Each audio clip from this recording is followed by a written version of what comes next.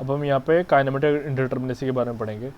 Determinacy जो हमारा indeterminacy वाला जो चैप्टर था उसमें दो पार्ट्स थे, एक स्टैटिक इंडिटर्मिनेसी, अब हम देख रहे हैं अपना दूसरा वाला पार्ट जो कि है काइनेमेटिक इंडिटर्मिनेसी का। काइनेमेटिक इंडिटर्मिनेसी में सबसे पहले हमें क्या समझना है, यहाँ पे हमें number of degrees of freedom के बारे में समझना है। डिग्रीज ऑफ फ्रीडम हमारे पास में क्या है, देखो हम यहाँ पे देख रहे हैं जॉइंट्स में, मतलब जो भी हमारा ट्रस है या फिर फ्रेम है, 2D फिगर है फिर 3D फिगर है, उसके लिए हम देख रहे हैं।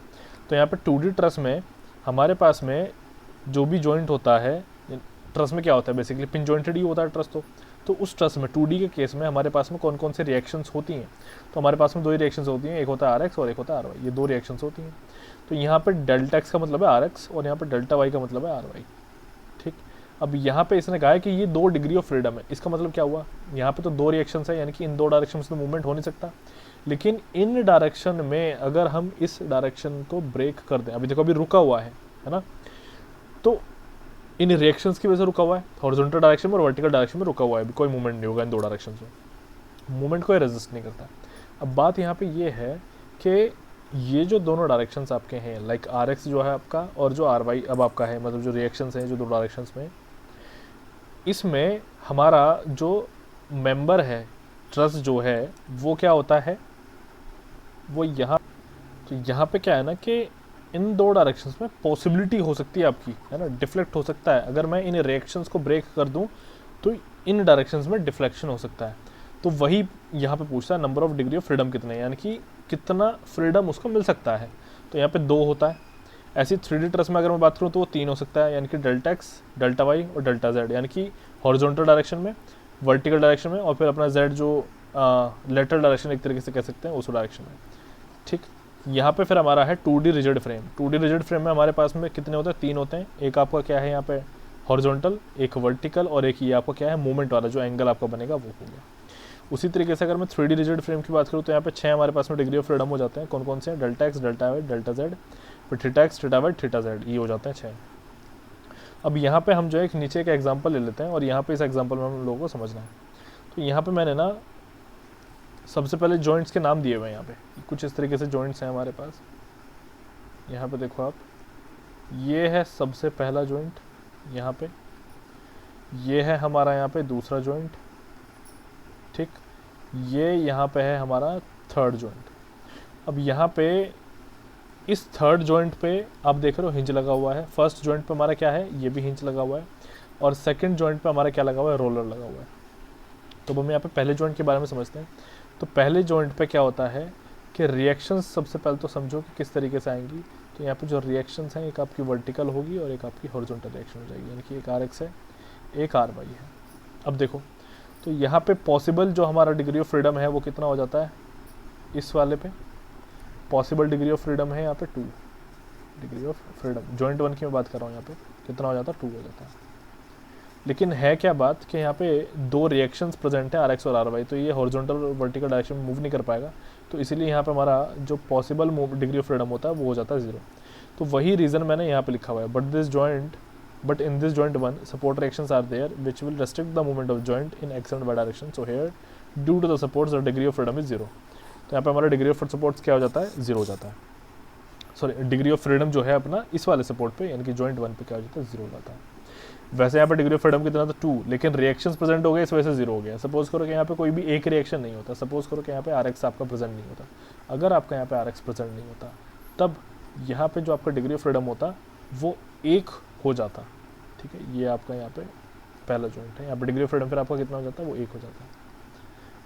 ठीक है, ये चीज़ होती है, इस तरीके से यहाँ पे डिग्री ऑफ फ्रीडम निकल आता है। उसी तरीके से दूसरे सेकंड जॉइंट के लिए भी हो जाएगा, ठीक है, थर्ड जॉइंट के लिए भी इसी तरीके से हो जाएगा।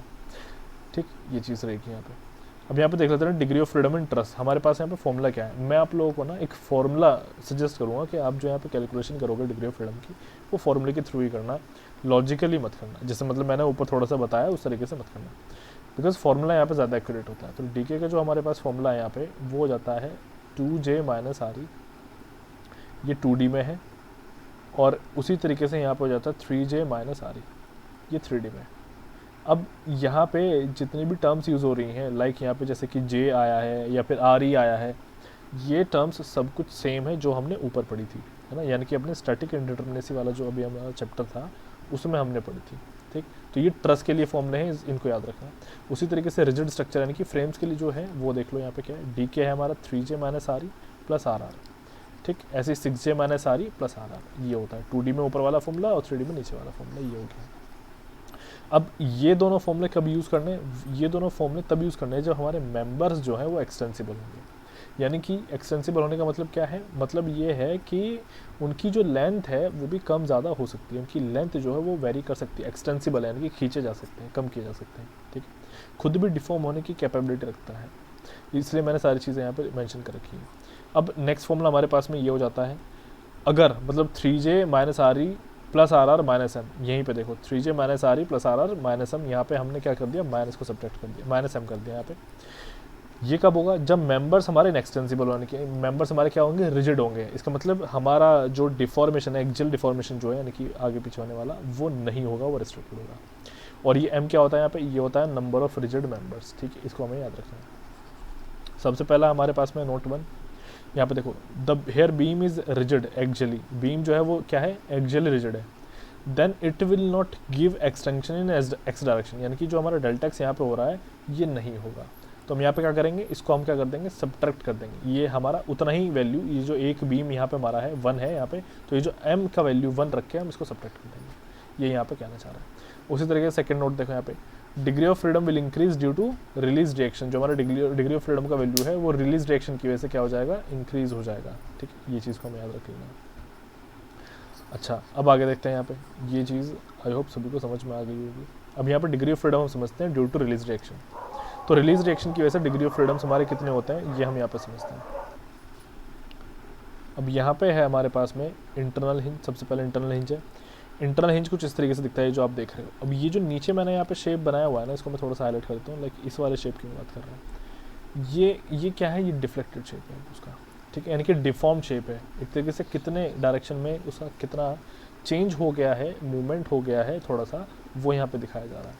तो यहाँ पे आप लोग देख सकते हो कि एक तो हमारा वर्टिकल डिफॉर्मेशन है, एक हमारा हॉरिजॉन्टल डिफॉर्मेशन है, और एक हमारा θ1 एक हमारा θ2 है, ठीक है। मतलब होता क्या है, जब डिफॉर्मेशन होता है तो ये जो हिंज है यहाँ पे इस तरीके से, जो इंटरनल हिंज आप लोग देख पा रहे हो, ये कुछ इस तरीके से शेप ले लेगा नीचे की तरफ, ठीक है। मतलब जो ऊपर से वजन लगेगा, ठीक, तो इधर हो सकता है ये चीज़ रहेगी यहाँ पे। तो यहाँ ये हमारा डेल्टा वाई, यहाँ पे हमारा इसी तरीके से फिर डेल्टा एक्स हो जाएगा, θ1 हो जाएगा, θ2 हो जाएगा। तो ये सब वैल्यूज़ हमारी होंगी। तो टोटल हमारा यहाँ पे जो डिग्री ऑफ फ्रीडम है वो 4 हो जाता है। और जो जो वैल्यूज़ है वो मैंने वहाँ पे लिखी हुई है, like θ1, θ2, delta X and delta Y, ठीक, ये चीज़ है यहाँ पे। अब यहाँ पे ना एक ट्रिक है, मैं आप लोगों को बताता हूँ। उस ट्रिक को समझने से पहले हम इस वाले केस को देख लेते हैं। तो यहाँ पे देखो आप, यहाँ पे आपका क्या लगा हुआ है, हिंज लगा हुआ है, इंटरनल हिंज लगा हुआ है एग्जैक्टली सेंटर पे।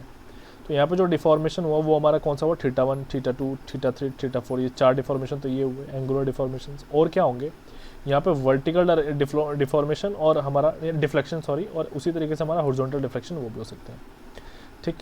तो हमारा कौन कौन सा हो जाएगा, θ1, θ2, θ3, θ4 और डेल्टा एक्स डेल्टा वाई, ये हमारे कुल मिला के 6 हो जाते हैं इस केस में। तो यहाँ पर ट्रिक ये है कि हमारा इंटरनल हिंज जितने भी मेंबर्स से कनेक्टेड होगा, लाइक यहाँ पे 2 से है, तो हमें क्या कर देना है, नंबर ऑफ मेंबर्स जिनसे कनेक्टेड है प्लस हम 2 कर देंगे, तो हमें यहाँ पे डिग्री ऑफ फ्रीडम हमें मिल जाएगा due to the internal hinge. यहाँ पे भी ऐसे ही हुआ, देखो 4 मेंबर से हमारा कनेक्टेड था क्या, इंटरनल हिंज। हमने क्या किया, उन 4 में 2 को ऐड कर दिया, तो हमें आंसर मिल गया अपना 6। तो ये हमारा यहाँ पे ट्रिक है, ठीक है, ये हो जाता है। चलो जी, अब यहाँ पे नेक्स्ट देखते हैं अपना। नेक्स्ट हमारा हॉरिजॉन्टल गाइडेड रोलर। अब हॉरिजॉन्टल गाइडेड रोलर में ये किस किस डायरेक्शन में मूव कर सकता है, हमें वो चीज़ें देख लेनी है यहाँ पे। तो ये हमारा किस में मूव कर रहा है, ये एक तो हॉरिजॉन्टल डायरेक्शन में मूव कर रहा है। हॉरिजॉन्टल डायरेक्शन के अलावा ये और क्या कर रहा है, हमारा वर्टिकल डायरेक्शन में भी तो पॉसिबिलिटी है इसकी, है ना। फिर नेक्स्ट हमारा यहाँ पे क्या है, θz यानी कि हमारा जो मूवमेंट है। तो यहाँ पे हमारे डिग्री ऑफ फ्रीडम कितने हो जाते हैं, 4, ठीक। 2 डिग्री ऑफ फ्रीडम तो ये है ही, ये डेल्टा x1 डेल्टा x2, ठीक, इनको समझो। बाकी ये जो आप देख पा रहे हो यहाँ पे θz और ये डेल्टा y, ये हमारे क्या हैं, ये हमारे जैसे कि हॉरिजॉन्टल गाइडेड रोलर के बारे में हमने पहले पढ़ा था, ये रिएक्शंस हैं उसकी, ठीक है। तो यहाँ पे हमें जैसे कि मैंने अभी बताया कि वो जो रिएक्शंस होती हैं वो भी हमारी क्या हो जाती हैं यहाँ पे ऐड, उन्हीं रिएक्शन से हमारा डिग्री ऑफ फ्रीडम बेसिकली बन रहा है, ठीक है। तो वो होगा। बाकी रिलीज रिएक्शन वाला कॉन्सेप्ट है चूंकि ये, तो इसीलिए हमारे 2 रिएक्शन ये हॉरिजॉन्टल के रिलीज हो गए ना। मतलब हॉरिजॉन्टल में तो वैसे तो एक ही रिएक्शन होती है, लेकिन 2 डायरेक्शन में भी मूव कर सकता है हॉरिजॉन्टली, तो इसी वजह से यहाँ पे हमने ये भी काउंट किया है। तो यहाँ पे टोटल हो जाता है हमारा 4। वर्टिकल गाइडेड रोलर में सेम उसी तरीके से हमारा डिग्री ऑफ फ्रीडम 4 हो जाएगा, ठीक है, आप लोगों के सामने। अब यहाँ पे है beam and axial force released, यानी कि ये वो जॉइंट है जहाँ पे बीम और एक्सियल फोर्स रिलीज होता है। तो यहाँ पे delta Y, theta 1, theta 2, delta x2, delta x1, तो टोटल हो जाता है हमारे 5, ठीक है। ये 5 आप लोगों के सामने यहाँ पे मैंने मेंशन कर दिया। अब यहाँ पे हमें क्या निकालना है, अपना काइनेमेटिक इंडिटरमिनेसी निकालना है। 2D फ्रेम हमारा है, ये एक क्वेश्चन है, ठीक। जब हमारे सारे मेंबर्स क्या होंगे, एक्सटेंसिबल होंगे, इस चीज़ को याद रखना। एक्सटेंसिबल होने का मतलब यहाँ पे हमारा फॉर्मूला कौन सा है, डिग्री ऑफ फ्रीडम का, या फिर हमारा डीके का फॉर्मूला कौन सा है। फॉर्मूला है यहाँ पे 3J minus RE plus RR। अगर इनएक्सटेंसिबल हो जाता है यहाँ पे, अभी तो एक्सटेंसिबल, तो फिर हम यहाँ पे माइनस M भी कर देते हैं, ठीक है। अब सॉल्यूशन करते हैं इसका। जॉइंट्स यहाँ पे कितने जॉइंट्स काउंट कर लेते हैं। तो जॉइंट्स हमारे पास में ये एक यहाँ पे होगा, एक ये होगा 2, एक 3, ये 4, ये 5, ये 6, 7, 8, 9, 10, 11, 12, 13, 14 और ये 15, टोटल हुए 15 जॉइंट्स, ठीक है। अब रिलीज अभी अपनी जो RE की वैल्यू है वो निकालते हैं, यानी कि सपोर्ट्स पे जो हमारी रिएक्शंस आ रही हैं वो कितनी है, उनको हम काउंट कर लेते हैं यहाँ पे। तो सपोर्ट पे यहाँ पे 3 है, यहाँ पे 2 है, यहाँ पे भी 2 है, तो टोटल हुई कितनी, 7 हुई है, तो वो 7 यहाँ पे आ गया। रिलीज रिएक्शंस देखो अब हमारे पास में कितनी है, वो काउंट कर लेते हैं। तो इसके लिए रिलीज रिएक्शन हमारे पास में कितना होता है, 1 होता है, सिर्फ हॉरिजॉन्टल वाला होता है। इसमें कितना होता है, सिर्फ मूवमेंट होता है, 1 हो गया। यहाँ पे भी हमारा क्या होता है, शेयर फोर्स होता है, तो 1 हो गया। यहाँ पे हमारे 2 होते हैं, कौन कौन से होते हैं, एक तो हमारा एक्सियल फोर्स होता है इसमें, और अपना एक थीटा होता है, तो 2 ये हो गए, ठीक। तो टोटल हमारे हुए 5, तो 5 की वैल्यू यहाँ पे पुट कर दी। तो इस तरीके से डिग्री ऑफ फ्रीडम जो है हमारा वो आ गया 43, ठीक। अब इसको हम सॉल्व नहीं करते, जैसे कि मैंने अभी बताया आप लोगों कि हम जो यहाँ पे सॉल्यूशन कर रहे हैं वो फॉर्मूले से ही करो, तो फॉर्मूले से हम करेंगे, इसको आप हटा दो, ये आप लोगों के लिए नहीं है, ठीक। अब देखो, अब हमें यहाँ पे डीके का वैल्यू निकालना है जब हमारे बीम्स क्या होंगे, एक्सियल रिजिड होंगे। एक्सियल रिजिड होने का मतलब क्या है, इनएक्सटेंसिबल है हमारे, इनएक्सटेंसिबल, यानी कि फॉर्मूला हमारा कौन सा लगना है, यहाँ पे फॉर्मूला हमारा चेंज हो जाएगा, जैसे कि मैंने अभी बताया था आपका degree of freedom equals to 3J minus RE plus RR minus M, ये हो जाता है हमारा फॉर्मूला यहाँ पे। अब देखो, तो यहाँ पे जॉइंट्स हम काउंट करें, तो जॉइंट्स देखो कितने हैं, 1 2 3 4 5 6 7 8 9 10 हो गया, यहाँ पे पुट कर दिया। RE कितनी है वैल्यू, यहाँ पे 3 हो जाएगा, यहाँ पे 2 हो जाएगा, यहाँ पे भी 2 हो जाएगा, अच्छा सॉरी ये तो रोलर है, तो यहाँ पे 1 हो जाएगा, तो टोटल हुआ हमारे 6, यहाँ पे 6 हो गए। इसी तरीके से लिखा हुआ 3 + 2 + 1। उसके बाद हमारा एक्सटेंसिबल नहीं है, एक्सियली रिजिड है, तो वो हमें यहाँ पे देखना पड़ेगा। एक्सियल रिजिड होने का मतलब कितने मेंबर्स हो जाएंगे, 1 2 3 4 5 बीम्स होंगे टोटल, ठीक है ना। एक्सियल डायरेक्शन में कौन सा हमारा डिफॉर्मेशन दे सकता है, तो वो बीम्स होंगे, ठीक है। तो वो हम यहाँ पे काउंट करते हैं, टोटल हो गया हमारे यहाँ पे कितने, 5। रिलीज रिएक्शंस क्या है, यहाँ पे कोई भी रिलीज रिएक्शन वाला हिंज लगा हुआ है, सॉरी हिंज कह रहा हूँ, जॉइंट लगा हुआ है, नहीं लगा हुआ है, तो इसीलिए यहाँ पे RR जो है वो 0 हो गया। सॉल्व करेंगे तो डिग्री ऑफ फ्रीडम का वैल्यू यहाँ पे 19 आ जाता है। तो इस तरीके से हमने यहाँ पे क्वेश्चंस करने हैं। इसको हटा दो, ये फिर से आपको क्या थ्योरेटिकल वाला है, थ्योरेटिकल वाला आपके लिए नहीं आएगा, ठीक। तो ये चीज़ हो गई। अब यहाँ पे स्टेबिलिटी की बात कर लेते हैं, हमारा स्ट्रक्चर जो है वो स्टेबल होगा नहीं होगा, अब इसके बारे में हम यहाँ पे देख लेते हैं, चलिए।